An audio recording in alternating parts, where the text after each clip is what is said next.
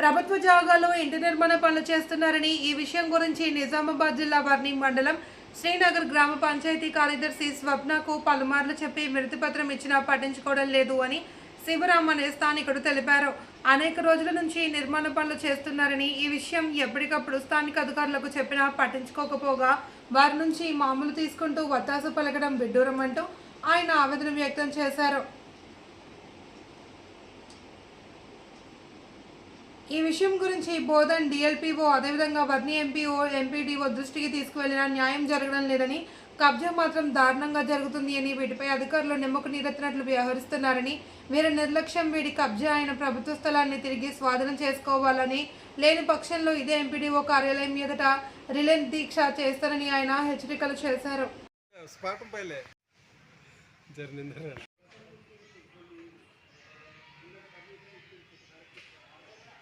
మాది శ్రీనగర్ గ్రామం. నా పేరు శివరామ్. మా వీధిలో చిన్న రోడ్డు ఉంటుంది, మురికి కాలువ ఉంటుంది.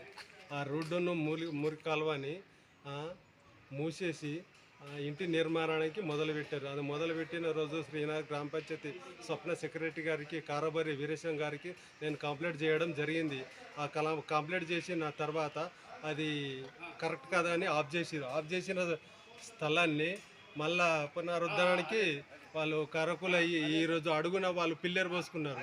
ఆ పిల్లర్ పోసే రోజు బోధన్ డివిజన్ డిఎల్పిఓ సార్ గారికి కలిసిన వెంటనే ఆయన ఎంపీఓ గారికి స్పందించి అక్కడ దానికి పోయి కలవమని చెప్పిన ఎంపీఓ సార్కి నేను వచ్చి కలిసిన వెంటనే ఎంపీఓ సార్కు శ్రీనగర్ గ్రామానికి వచ్చారు. అక్కడ స్పాట్ చూసిరు. వైపు నీళ్ళు ఒక పక్క మూసేసి నా ఇంటి వైపు మురికాలువ నీళ్ళు వదులుతున్నారు. అది ఘోరమైన వాసనతోని స్మెల్ అయ్యి విపరీతంగా వాసన వస్తుంది.